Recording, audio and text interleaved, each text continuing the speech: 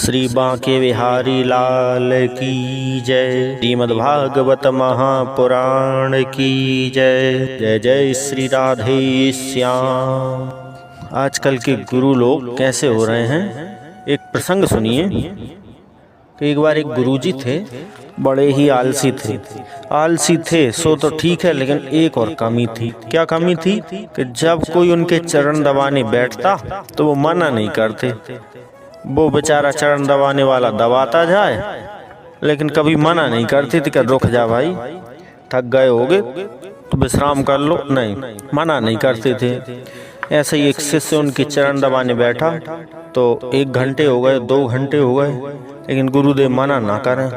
अब शिष्य भी थक गया दबाते दबाते, सोचे कि ये तो मना करने वाले हैं नहीं, तो फिर उसने सोचा कि इनकी नींद ही लग जाए, तो नींद लग जाए तो मैं उठ के थोड़ा विश्राम कर लूं।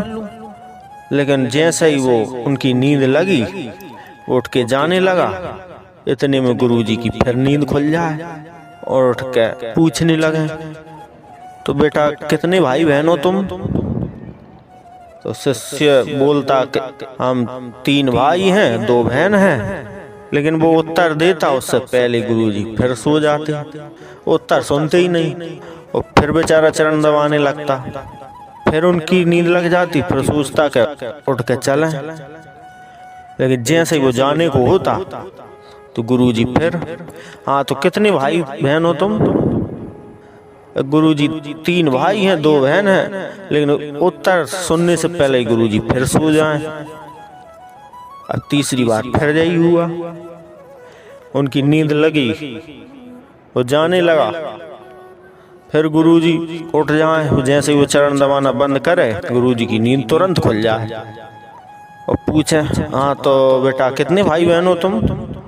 गुरुजी ने जब चौथी बार पूछा कि कितने भाई बहन हो, तो शिष्य बोला कि गुरुजी अब तक तो 3 थे, लेकिन अब लगता है कि 2 ही बचेंगे। अच्छा, ये तो रही गुरुजी की बात। आजकल के चेले और गुरुजी से ही खतरनाक हैं। एक बार गुरुजी के पास में एक नया चेला आया जो बहुत बड़ा कामचोर था। तो गुरुजी छप्पर के अंदर बैठे थे और बाहर मैदान में एक गाय बंधी थी। तो बारिश शुरू होने पर गुरुजी ने कहा कि बेटा वर्षा होने लगी है, गाय मैदान में बंधी है, उसे बंधन से मुक्त कर दो ताकि वह छाया में आ जाए।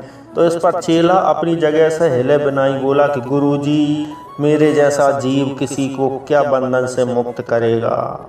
जो स्वयं संसार के बंधन में हो, किसी को बंधन से मुक्त करना हो तो आप जैसे महापुरुषों का काम है। मुझे क्षमा करें, मैं यह अनाधिकार चेष्टा नहीं कर सकता। अब गुरुजी भी समझ गए कि चेला बहुत बड़ा आलसी है, और उन्होंने स्वयं जाकर गाय को खोला। और थोड़ी देर बाद गुरुजी ने फिर कहा कि बेटा जरा बाहर जाकर देखो कि पानी बरस रहा है कि नहीं।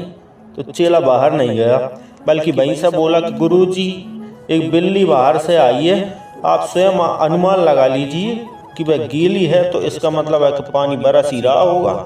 अच्छा, ये हुआ। फिर रात को देखो, रात को सोते समय जब सो रहे थे तो एक दीपक जल रहा था। तो गुरुजी बोले कि इसे बुझा दो। तो चेला बोला कि गुरुजी सर्दी बहुत है, अब रजाई से कौन उठे? आप तो एक काम करो, रामायण की बात मानिए, मूंदिए नयन कतौ को नाहि। अब ये चौपाई कब की है? लक्ष्मण जी कहते परशुराम जी से, मूंदिए नयन कतौ को नाहि। आप रामायण की बात मान लीजिए, आपको वैसे ही अंधेरा लगने लगेगा। तो इतना बड़ा आलसी चेला। अब गुरुजी सरल स्वभाव के थे, कुछ नहीं बोले। अगले दिन सुबह सुबह एक भक्त 1 किलो लड्डू लेकर के आया।